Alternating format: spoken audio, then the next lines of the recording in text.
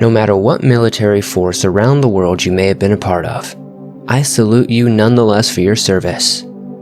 Defending your country and the rights it so strongly believes is a service many underestimate. These military personnel shared some of their truly creepy stories about their time in the service. Some of these are encounters while in active duty and others aren't. If you have a story you would like to share on the show, whether it be a military story or something else, submit it at swantdweller.net or the email you can find in the description down below. I would love to share your story on a future episode. Now, without further hesitation, let's get into these allegedly true, creepy military stories.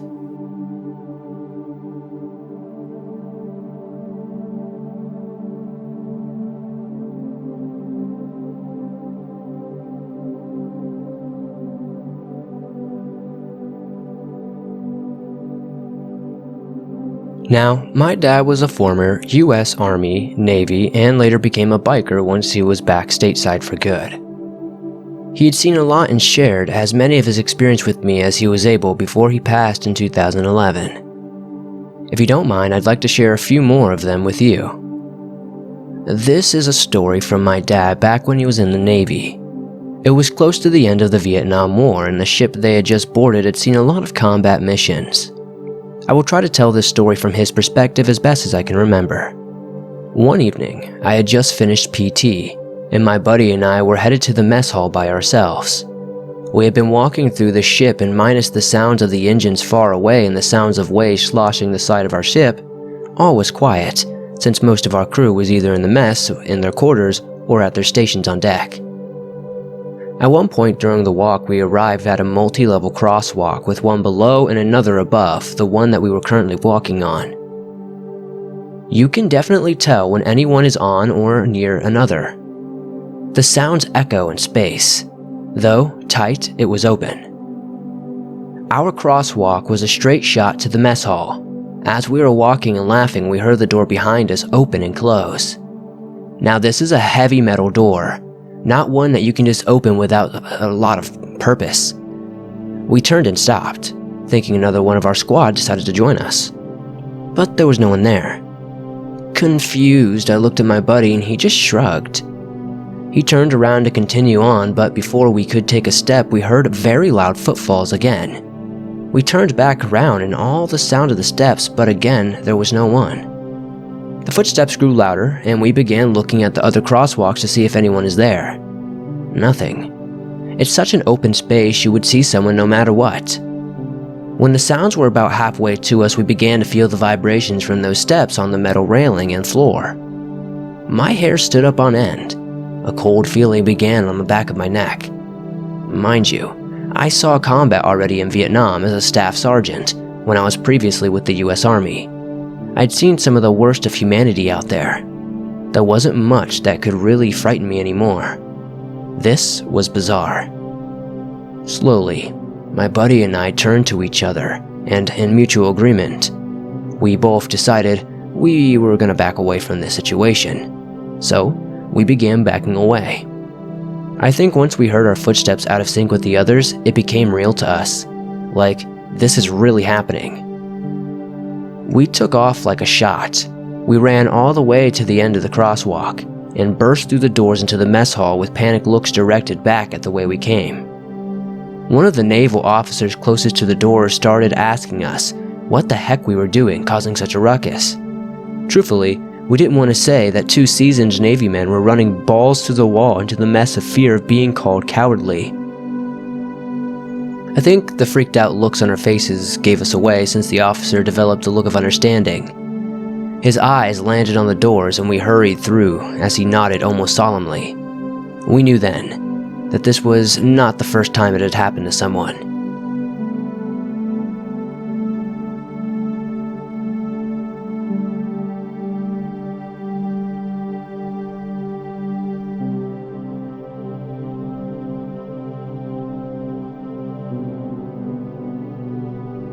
Between constant career changes, extensive travel, and unusual upbringings, I can safely say I led an exceptionally rich life. This being said, I have lots of stories, albeit few are probably appropriate for the horror theme of this channel. Still, I figured I'd share one of the things that happened to me, and maybe we'll see if there's desire for more. They say everyone's army experience is different. Some people gauge the enemy in close combat, others never even deploy.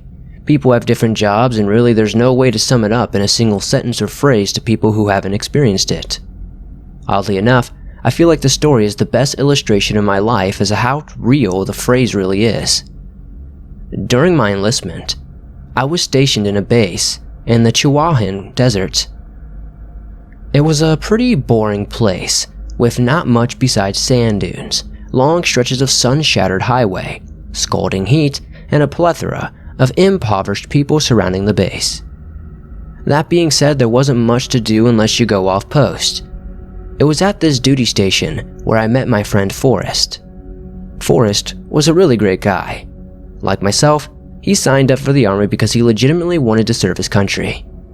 While he was very, very intelligent, he wound up being in the infantry out of dedication. Anyway, being such a nice dude, Forrest was inclined to give those of us who didn't have a vehicle at the time rides in the town. It was always nice driving in his sports car, so on boring weekends, I'd ride along whenever he felt like driving somewhere. On this particular day, I don't remember where we were going, but we were going down an open highway. Since we're off post cruising through a little Latino area, Forrest was going a lot faster than he normally might under the circumstances. You see, on the post they pull you over for going even 1 mile over the speed limit. That means guys would really book it when they got off the post. Anyway, we were bolting down this desert freeway when we noticed a box in the distance. Looking back, the conversation as I remember, it was only a few seconds. Through the piercing of the wind, I heard his voice as he began steering the car towards the box. "Hey, see that box in the road? I'm gonna hit it." Laughing, I responded how that would be funny, but whoever was inside might mess up his car, so he shouldn't. With a defeated smile, he swiftly steered away and said I was probably right.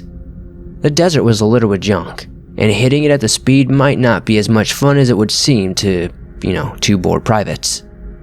As I said, the conversation took all maybe of 6 seconds. As Forrest passed by and nearly hit the box, we immediately saw movement in the rearview mirror. We weren't really prepared for what happened next. No, it wasn't an alien or a cryptid species. Instead, a child crawled out of the cardboard box, stood up, and ran away. I turned to Forrest and he was literally in shock. He didn't seem to have any idea of how he was supposed to react. It was like he didn't even believe what he just saw. What, was that a kid?" he asked, completely mortified. "Yeah, that was definitely a kid," I said, laughing. "Good thing you didn't hit that box." We spent the rest of the ride asking rhetorical questions, like why a kid was in the box in the middle of the desert. There wasn't a nearby town for quite some time. Eventually, reasoning the kid might have been a developmental disability kid or something, we turned back to check on the situation. There was a box but no sign of the kid. So when I think back to that phrase about how everyone's military experience is different, I can't help but try to figure out where this story fits in the narrative of my life.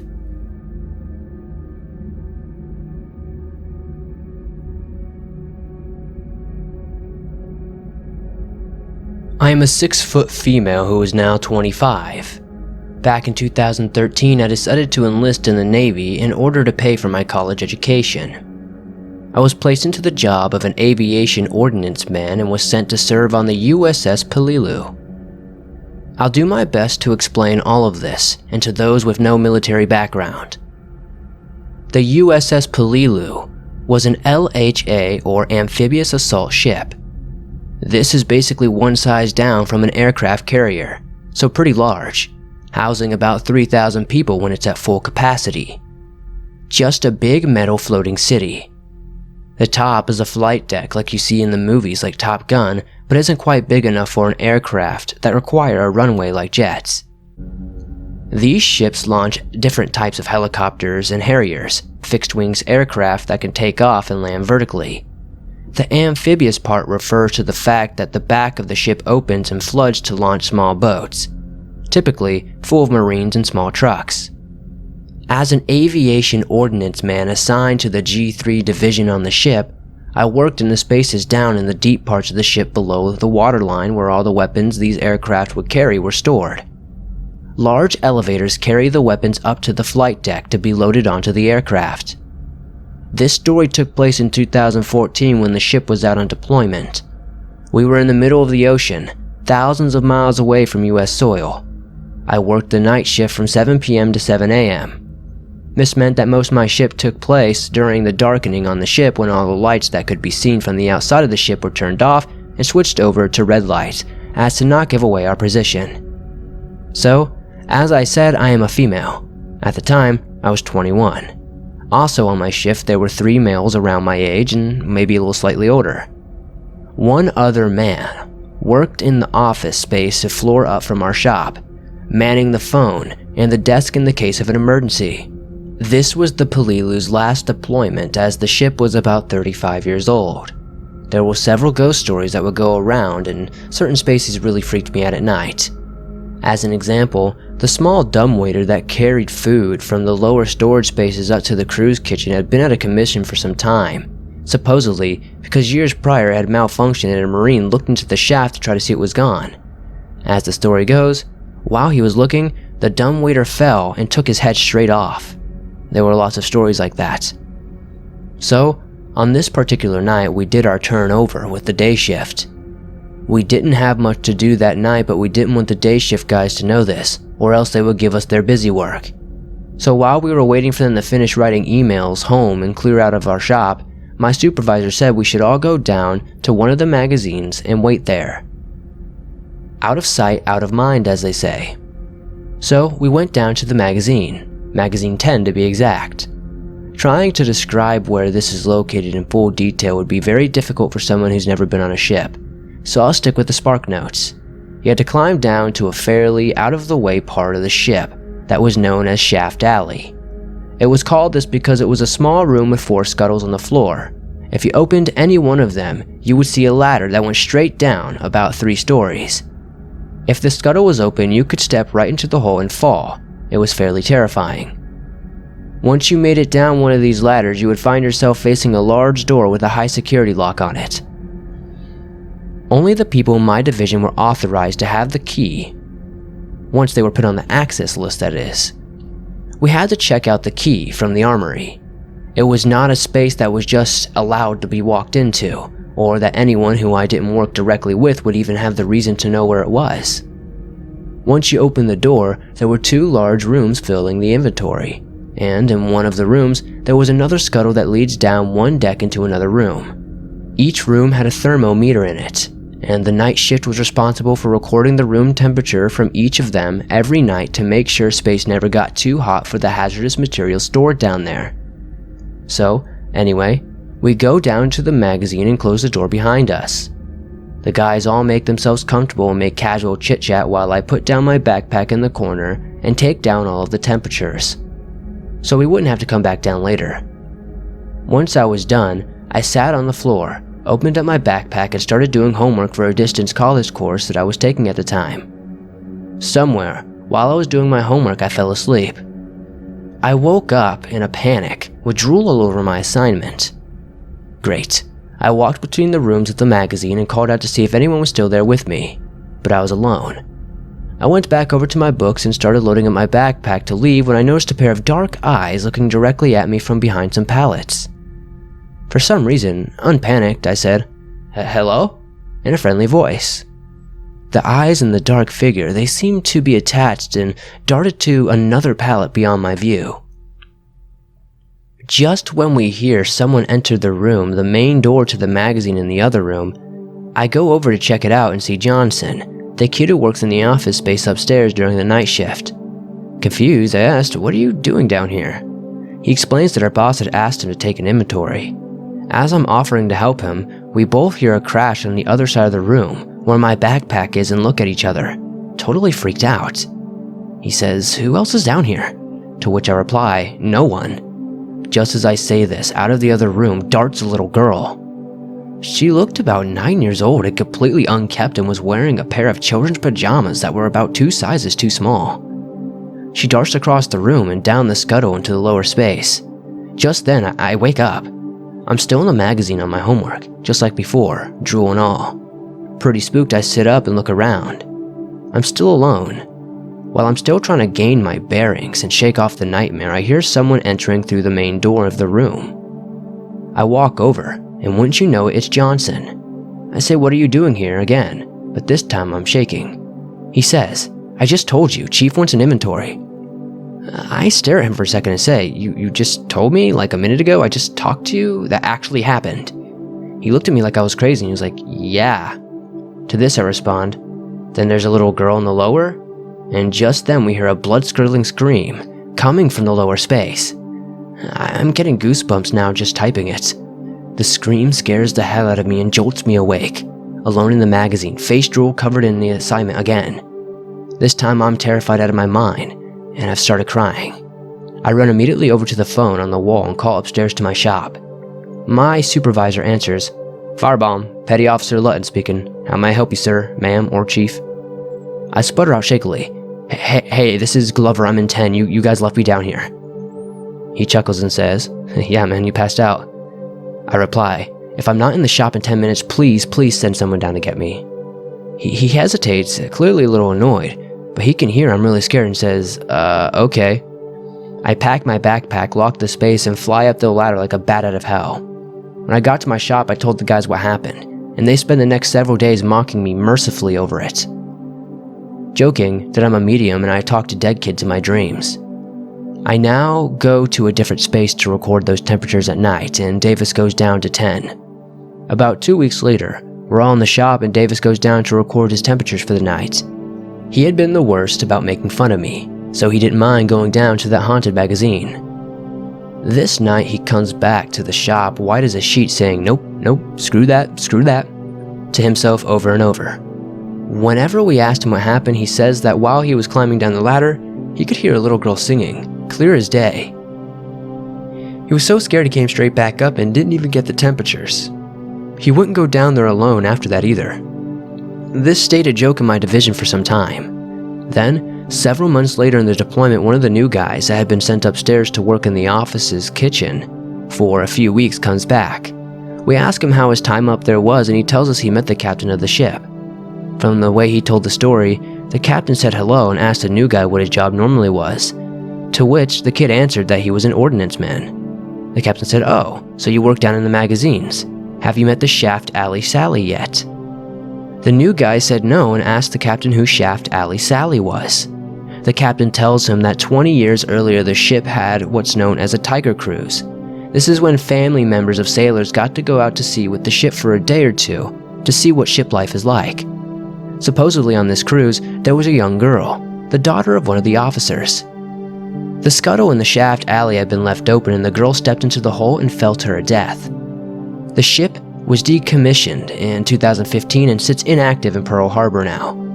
I have no idea what any of this means, but it was definitely one of the weirdest things that has ever happened to me. Has anyone ever experienced anything like this while they were in the Navy or just in general?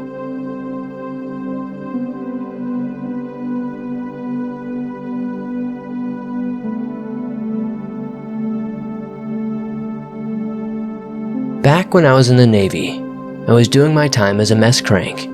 Everyone who enlists has to take their time and bust up their bones as a mess crank. This entails working for the cooks for a couple of months doing things like cleaning, vegetable prep, serving the chiefs and officers, and my favorite, the scullery. I love the scullery because all I had to do was scrub the dishes, clean the absolute crap out of the dish room, and go sleep in my rack, while everybody else was still slaving away. While I was cranking, there was another guy cranking too. His name was Leslie. I say was because he has since been sentenced to death, but we'll get to that later. Leslie was a stocky guy of Haitian descent, and the cooks were the white, nerdy type and were intimidated by Leslie, so whatever he refused to do fell upon me, as at the time, I was working in the dining room. Time went on and I got sick and tired of pulling his weight and working hard while he relaxed. I would ask him for help and he would just tell me to screw off, so I would put my heavy kitchen trash into his trash and ask him to help me with my trash, knowing he would say no. Then I'd watch him struggle to take out his trash and mine, not even knowing. Anyway, more days passed and I had enough of the cooks. They were too scared to ask him to do anything, so I confronted him and told him that he needs to do more, as I was tired of doing all the extra stuff. I told him that I liked him, but I was prepared to fight him. He declined, and we eventually became friends. And I got to know him as a nice guy with incredible intelligence. Fast forward some months and we are no longer cranking, but doing our regular jobs. One morning, I arrived at work and learned that Leslie had killed his wife, bludgeoned her sister, and stabbed himself several times in the throat. I also learned that he had a history of violence, and my mind immediately went back to the times that I played pranks on him and called him out for a fistfight. He was a tough-looking guy, but I had no idea that he was a killer. I look at his declining my invitation to a fight as him sparing my life.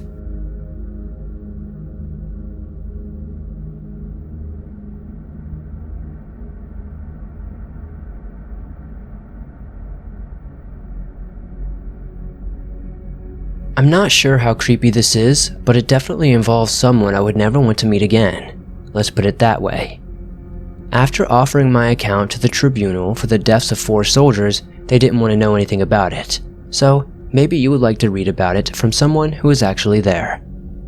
This is a long read, but if you ever wanted to know about the brutality that actually occurred, then this is definitely worth reading.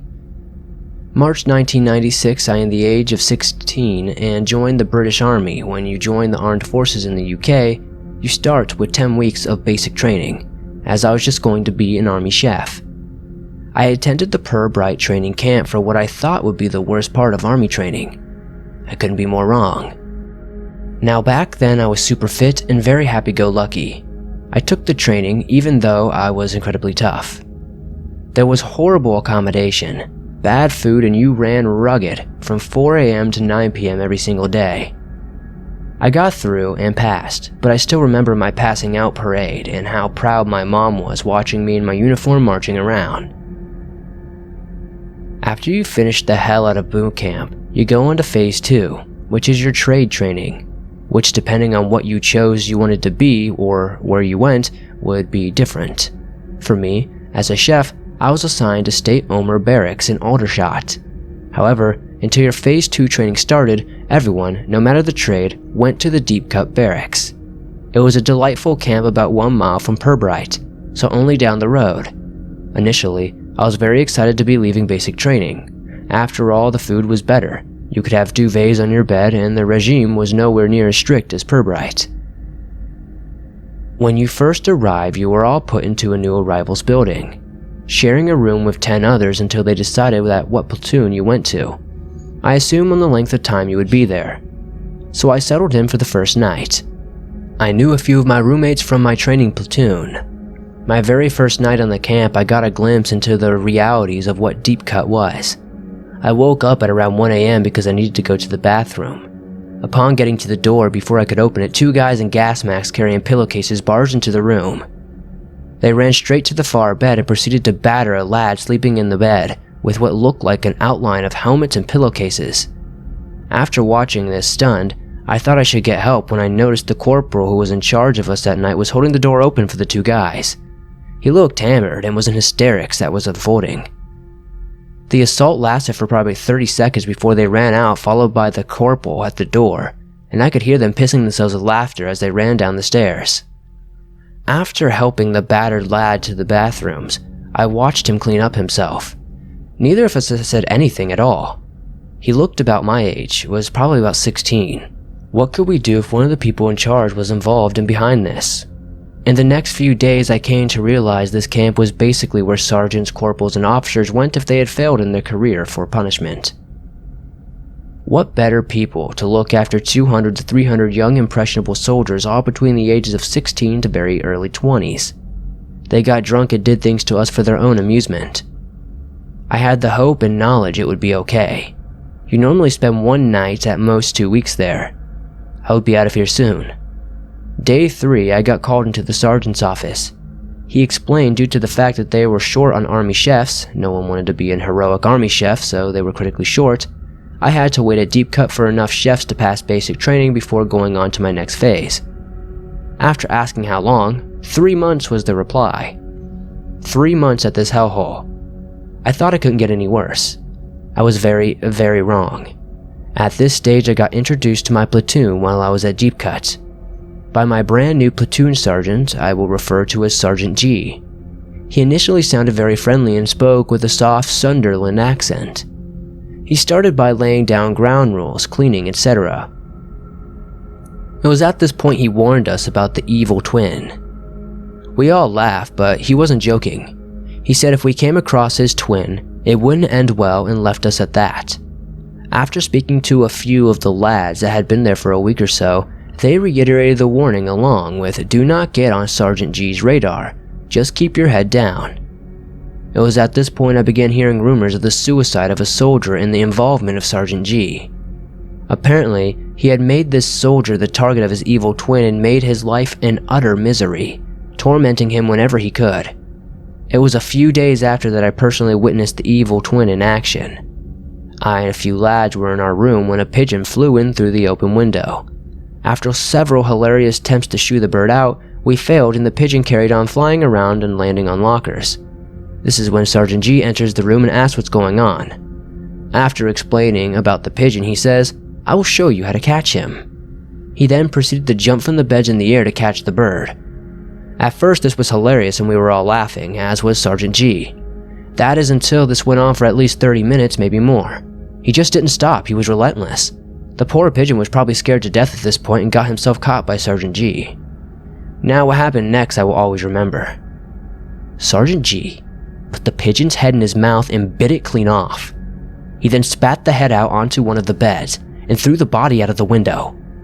Stunned by this, we just stood there, while the demented Sergeant G kept saying Evil Ed's had his dinner. He was just laughing. While this was probably the most psychotic events I witnessed, the sheer cruelty of Sergeant G was legendary. One day in the height of summer, he made us push a huge temporary road around a field bare-handed. If you have ever seen a temporary road, it's basically a gigantic roll of rubber and steel. Being jet black and being in the sun all day, this thing was incredibly hot. It was so in fact, all of our palms and fingers turned into huge blisters on each hand. After inspecting the damage to our ravaged hands, he shouted at us for not having men's hands, even to the woman. Not satisfied with this, he ordered us to grab a huge rope from the back of the Land Rover and ordered us to tug of war with it as this rough strip of rope until the blisters all tore our hands to shreds. The pain of the raw flesh of our hands was incredibly hard to deal with, especially when he then ordered us to do press-ups on the hot concrete afterward. There was almost no time to even recover. The booster injections they give everyone became infected in a few of us. Sergeant G's evil twin made it his mission to find who had an infected booster shot and would punch them in the spine as hard as he could. To this day, I still carry the scar after he exploded my infected injection. Of course, he made me do press-ups while the blood and pus poured down my arm. He would do things like that, hiding under beds like a real-life boogeyman, waiting to see everyone and see who would dare to talk about him or anything like that. It was boring, honestly. The man was a lunatic for sure. While at Deepcut, time went slowly. All we had to do was whatever the delightful training staff would come up for us. One day, the LT in charge announced that we were going for an exercise for 2 nights and 3 days in the woods around Sandhurst. On the morning of the exercise, Sergeant G gathered everyone on the parade to get everyone organized and announced on the exercise some of his SAS mates might make an appearance and interrogate people during the exercise. I didn't think much on this as he always was giving us unveiled threats. This exercise didn't actually start off that badly. The weather during the first day was gorgeous. It was very sunny and for some reason, they didn't take this opportunity to do some running with the kit in the sun. The night settled into guard duty. To explain, you and your Basha mate, Basha is a hole dug in the ground for where you slept in, will take a stag duty, which lasts about an hour. The guard duty itself involves you lying down in a camouflaged hole dug especially for the guard duty. Then, one of you will go to the next Basha and tell them it's their turn, so on and so forth. At the end of our turn, I went to the next Basha and whispered it's their turn to stay on. A low voice that sounded like a Scottish accent came from the shelter aggressively telling me to go away. I didn't recognize it at first, and thought to myself maybe the SAS thing is true. Maybe I can be a hero and capture Sergeant G's mates. Imagining what Sergeant G's face would be in the morning if I reported that I single-handedly repelled the SAS attack. I cocked my SA-80 with a blank round and demanded whoever it was show themselves. Silence. Angrily, I pulled back the poncho covering the basha to be greeted with what could only be seen as Sergeant G's naked body. He was in the basha shagging one of the female recruits and must have put on a weird fake voice to throw me off. I stood stunned as a furious naked Sergeant G leaped to his feet telling me not to say a word about this and to get back on guard duty. I couldn't quite see how angry he was because it was dark, but I could hear the fury in his voice. I now was on his radar. He was married and I was now witnessing him having sex with some woman whilst on exercise. I knew he would have to do something about this. The next morning things seemed okay. Sergeant G didn't even acknowledge me, which suited me. The exercise carried on into the night, and the weather this night wasn't really like the night before. It was a torrential downpour, and I was assigned to the 3rd stag duty, which is around 1. I seem to recall. Weirdly, I was told that I had to stay on with the girl that Sergeant G was shagging, which was odd as it meant my basha mate didn't have to do guard duty. I'm not sure why, but I wasn't suspicious about this sudden material above. We carried on with the guard duty chatting in low voices, bored out of our minds as the rain hammered the waterproof material above. All of a sudden, I felt a tremendous weight crash through our canopy and right onto my back. Someone from behind grabbed me from my helmet, and then I could feel this knife against my throat. Pulling my helmet tighter, backward, it felt like someone was headbutting or hitting the back of my helmet with something. He demanded I drop my rifle in the same Scottish accent I heard the night before. Pulling me to my feet, he ushered me toward the dark forest. Glancing down, I thought I was going to die as I caught a glimpse of the girl I was on guard duty with, and to see how terrified she was when she locked eyes for a moment. Then she carried on laying down with her hands behind her helmet. I remember stumbling through the woods for probably 10 minutes in the pitch black when the voice ordered me to lie face down on the ground. Dropping down in what was a huge muddy puddle, I tried to keep my head and face above from the water so I didn't die from, suffocation, drowning, etc. The voice then demanded my name, rank, and number, which I gave him. He didn't believe me and said he would shove my head into the puddle, when I assumed was his foot. Daring to look back up slightly, I could see 2 pairs of boots, which I know must be Sergeant G and probably one of the corporals. The other one didn't speak at all. They then started asking about how many people were in our platoon, and who was in charge, etc., which obviously gave them all they wanted to know. Being 16 and terrified, being alone in the woods, what was I supposed to do? I knew it was Sergeant G, but I didn't want to make him angry. This, of course, had the opposite effect. He gave me what felt like a right kick in the freaking testicles, as hard as he could. The pain from this was excruciating. I felt like I wanted to throw up. Every instinct was to curl up in the fetal position, but they wouldn't allow me to.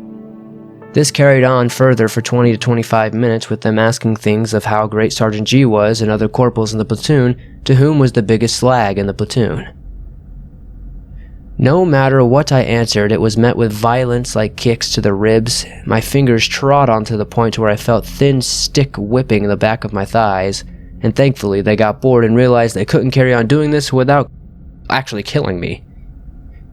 I was ordered to my feet and led back to the area of our platoon, and camped out and told to go ahead alone when fairly close. After retrieving my rifle from the girl who was still on stag duty alone, she asked what happened. I always remember this as I didn't want to seem like a coward, and I told her nothing had happened and they had just asked me questions. However, I was crying inside. All I wanted to do was go home to my mom, as pathetic as that sounds, but I just felt violated.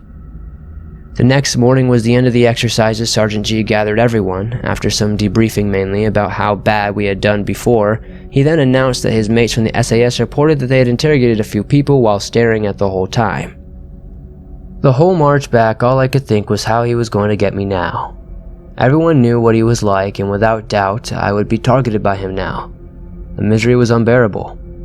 I wanted the march to last longer because at least everyone was present so he couldn't single me out. We got back to the camp and everyone set about cleaning gear when I was told the officer wanted to see me. My heart leaped, thinking the girl may have reported what happened. Would this be my savior in a way as it was? The officer informed me that there were enough people to form a training troop at State Omar, passing out to Purbright, so I would be leaving that week. Thankfully, I managed to avoid Sergeant G for the whole week, and I volunteered to set up the field for RLC Day, and was under the supervision of a different sergeant, thank God. So that's it. My epic tale of Deepcut Barracks as mentioned at the start. I tried to let the tribunal know what occurred there, but they don't want to know. This man affected me in such a way that I still have reoccurring nightmares. I've rejoined the army and he is going to get his revenge. As for Sergeant G, don't worry about him. Boys and girls, he got his just desserts for all the years of torment he doled out to vulnerable young soldiers. The army recognized this and promoted him. He is now the officer in charge of recruit welfare in the British Army. This I wish was a lie, but it is not.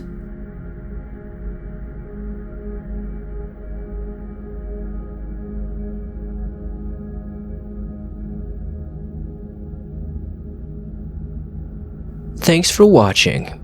If you enjoy these allegedly true, creepy experiences from people who are in the military, be sure to hit that like button as it helps me out a ton. If you're new to the swamp and you haven't subscribed yet, what are you waiting for? Hit that subscribe button and turn on notifications to never miss a new video, as I upload them almost every single day on all things natural and supernatural. If you have a story you would like to share in a future video, whether it has something to do with the military or not, be sure to send it in at swampdweller.net or the email you can find in the description down below. I would love to share your story with everyone here in the swamp. I really enjoyed these stories personally. Some of these were pretty creepy.